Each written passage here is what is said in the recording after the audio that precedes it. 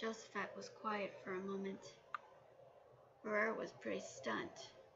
Just then, there was a knock on the door, and Ichigo burst in. "Bree, we have a problem," he said. "What is it?" Briar said.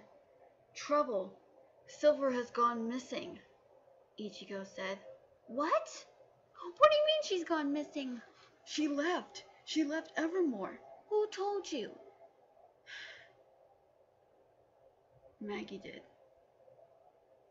"They received word from, the girl, Sasha?" "Yeah, Sasha.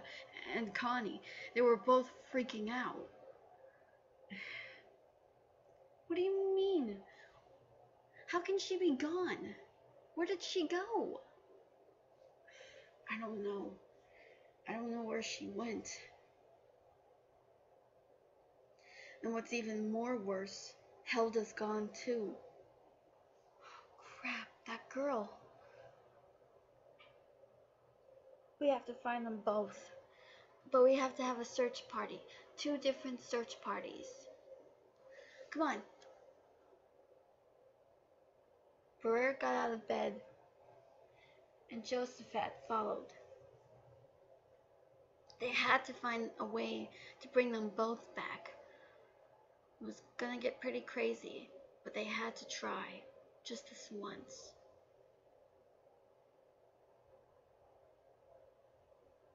However, during their search for Silver and Helda, they received some really strange clues.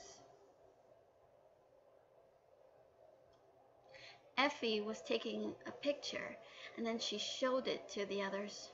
They were all shocked to see Silver and a bunch of the cats, Happy, Panther Lily, Carla, Lector, and Frosh, were in a bundle, almost like a big batch of balloons tied together, and someone floating in the sky as if the balloons were taking them.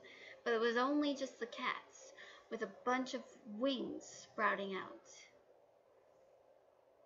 Wow, kind of creative of how she did it with the cats, Briar remarked.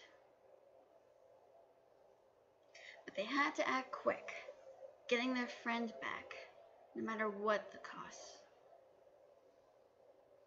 During their time of the search, it looked like somebody was crashing this party. Bloodbones, also known as Tommy Rollins and his gang, managed to face off against Briar and all the rest. Briar stood her ground and made sure of it, but then she noticed 2 others. However, Briar recognized the 2, the ones that came in and saw someone. Helda. "I know those 2.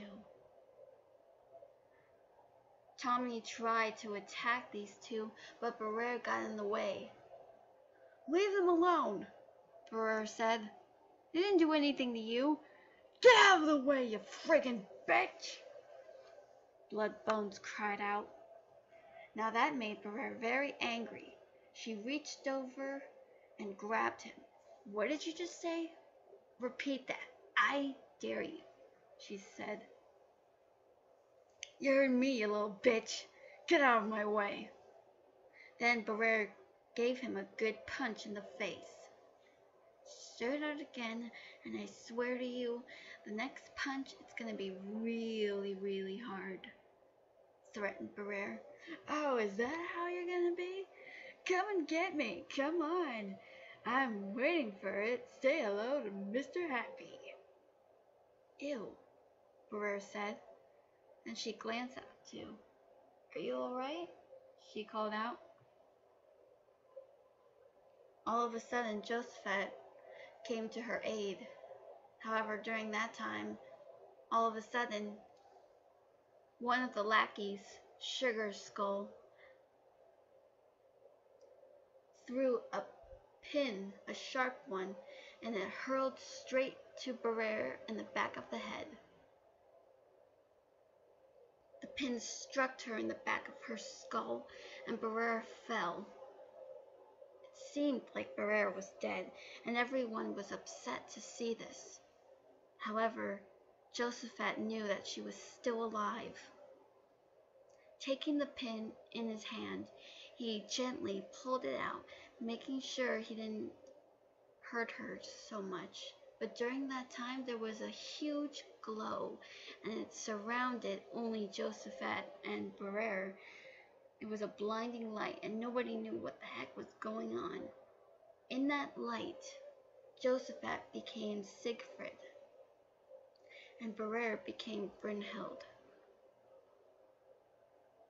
When Brynhild woke up, she saw Siegfried. "My love," she said. "I knew I would come back, now didn't I?" Siegfried said. But Siegfried looked shameful. "Brynhild, no, I already know what happened."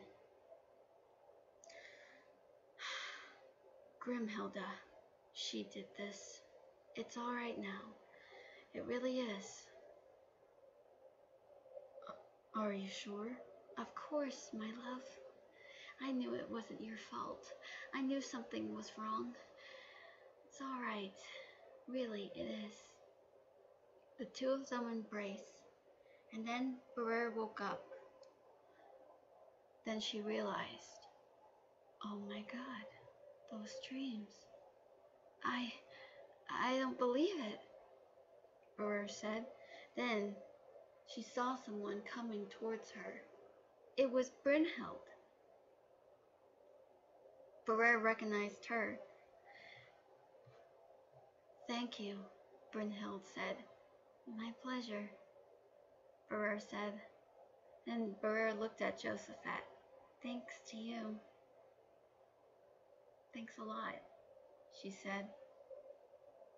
Josaphat smiled. "It's my pleasure, my dear Valkyrie." "Guess I forgot. I'm not really just human.